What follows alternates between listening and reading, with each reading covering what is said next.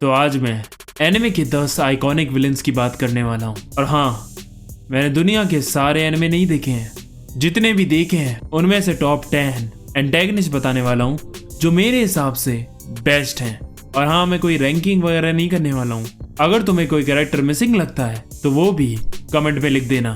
तो शुरू करते हैं। साते greatest anime villains of all time. Johan Liebert. जिसने मॉन्स्टर नहीं देखा है उन्हें नहीं पता है कि एक खूबसूरत नौजवान कितना ज्यादा खतरनाक है।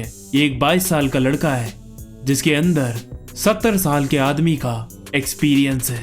लोगों को ये सिर्फ एक लुक से ही पढ़ लेता है और ये मैनिपुलेशन में इतना खतरनाक है कि ये सिर्फ नॉर्मल पर्सन्स को ही नहीं बल्कि अच्छे से अच्छे साइकोपाथ तक को मैनिपुलेट कर लेता है। उसके हिसाब से जिंदगी जीना एक वेस्ट है और ये चीज को अपने माइंड में लेकर उसने पता नहीं कितने कत्ल किए और करवाए। और अगर मौत भी इसके सामने होती है तो ये सर पर उंगली रखकर उसे भी चैलेंज करता है। मादरा उचिया। इस बंदे ने ऐसी लेगेसी बना रखी है कि इसके नाम से ही लोगों की फट जाती थी। यहाँ तक कि 4th grade Ninja war start करने के लिए मादरा उचिया का सिर्फ नाम ही काफी था। इसकी विल पावर इतनी ज्यादा थी कि इसने अपने एम्बिशन के लिए कितने सालों तक ये एक गुफा में रहा, एक्सपेरिमेंट्स किए और गेंजुत्सु करके अपने आप को आखिरी सांस तक जिंदा रखा। और यहाँ तक कि अपनी जान भी दे दी सिर्फ अपने प्लानिंग और प्लॉटिंग के ऊपर।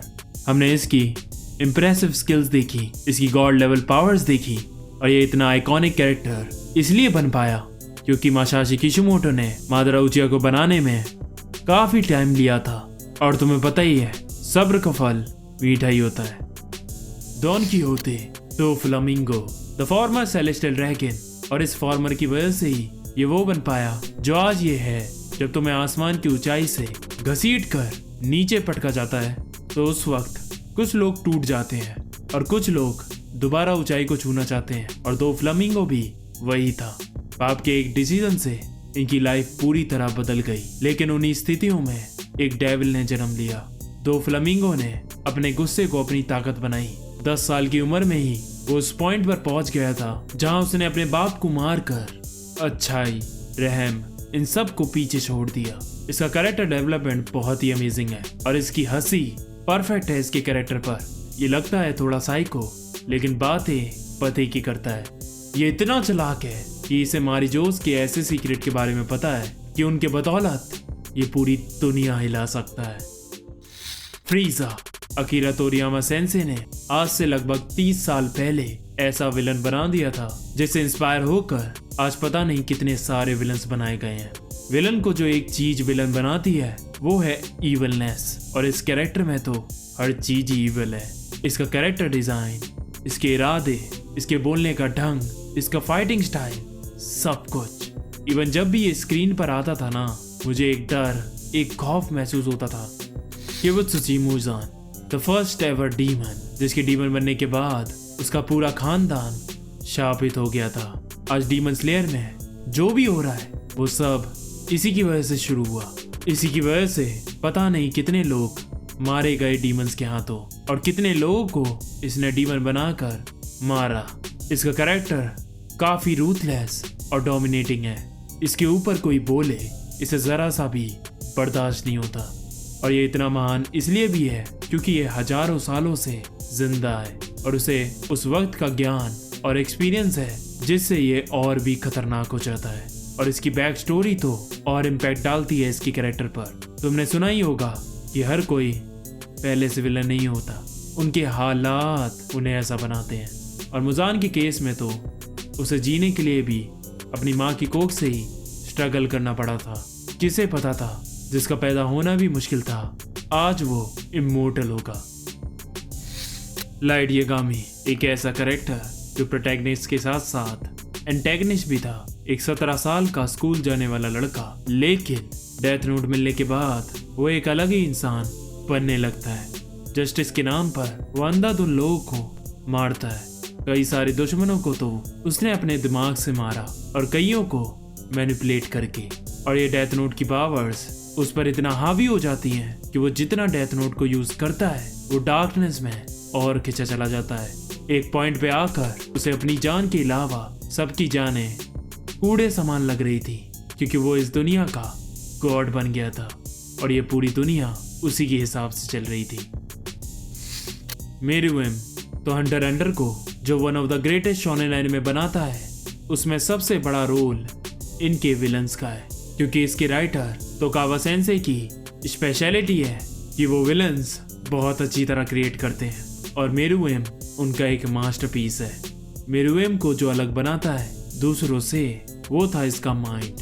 दूसरे विलन्स के पास गोल्स होते हैं, उनके इमोशंस होते हैं, उनको डर भी लगता है, लेकिन मेरुएम के पास तो इनमें से कोई भी फीलिंग्स नहीं थी। जिस तरह से वो दुनिया को देखता था, जो बातें वो बोलता था, उनमें बहुत गहराइयां थी। अगर तुम इसकी कई गई बातों को सही से सोचोगे तो तुम्हें रियलाइज होगा कि ये सच में हमें हमारी कड़वी सच्चाई दिखा रहा है। ग्रिफिथ, जो इसे one of the greatest villain बनाती है, वो है इस कैरेक्टर की डेप्थ। जिस तरह से राइटर ने हमें इसका कैरेक्टर धीमे धीमे चेंज होता हुआ दिखाया, वो देखना बहुत अमेजिंग था। ये एक ऐसा बंदा है जिसे भगवान ने हर एक चीज दी थी, जिससे ये अपना सपना पूरा कर सकता था। Looks, personality, manipulation, intelligence, skills, power, और उसने इन सब का यूज किया। उसने अपने सपने तक पहुंचने के लिए बहुतों का खून बहाया और कई ऐसे काम किए जो सोचकर भी उसे घिन आती है। और जब वो बहुत करीब था अपने सपने के, तब उसकी एक गलती ने उससे सब कुछ छीन लिया। वो अपनी लाइफ के इतने नीचे और डिप्रेस्ड फेज में पहुंच गया कि अब उसे सिर्फ मरने का दिल कर रहा था, लेकिन किस्मत ने उसे एक और मौका दिया। लेकिन उसकी कीमत बहुत महंगी थी, लेकिन जिस फेज से वो होकर आया था, वो अब कोई भी कीमत चुकाने के लिए तैयार था। और जिन्हें वो इतने सालों से बचा रहा था, उन्हें उसने एक झटके में सैक्रिफाइस कर दिया। Aizen Sosuke, the king of planning and plotting. Bleach में जो भी हो रहा है वो सब यही करा रहा है। I mean, छोटी सी छोटी चीजों से लेके बड़ी से बड़ी सब कुछ इसी का प्लान था। और जो इसकी मैनिपुलेशन स्किल्स हैं वो कमाल की है। अपनी पर्सनैलिटी को स्प्लिट करके ये किसी को भी आराम से फंसा के उससे अपना काम निकलवा लेता है। बाकी विलन्स की सैड बैक स्टोरी होती है और किसी रीजन की वजह से वो विलन्स बनते हैं, लेकिन आइजन के केस में ऐसा कुछ भी नहीं है। इसकी कोई दर्दनाक स्टोरी नहीं है। इसका सिंपल है, इसका बस मन है नई दुनिया बनाने का, तो बस बनाएगा। अब इसके आगे कोई बोल सकता है क्या? दियो ब्रेंते, तुम्हें पता ही है कि इस दुनिया की सबसे इंपॉर्टेंट चीज है टाइम, और वो किसी के लिए नहीं रुकती, लेकिन दियो उसे भी रोक सकता है। और ये कोई रिस्पेक्टेड विलन नहीं है, एक नंबर का हरामी है। लोगों को धोखा देना इसका पेशा है, दूसरों को टॉर्चर करना और उन्हें चीखते देखना इसे बहुत पसंद है। ये प्योर ईवल है, जो इसका मन कर रहा है वो ये कर रहा है। इसका एम या फिर इसके दुनिया पर राज करने का कोई रीजन नहीं है। Fuck motivation, fuck details, fuck everything. इसकी थिंकिंग है कि मैं कैपेबल हूँ ये करने के लिए, तो मैं करूंगा। तो यही थे मेरे top 10 greatest villains of all time. कोई कैरेक्टर मिसिंग लग रहा हो तो कमेंट करना, वीडियो अच्छी लगी हो तो लाइक करना, अपने दोस्तों के साथ शेयर करना। आज के लिए बस करते हैं। अरिगातो।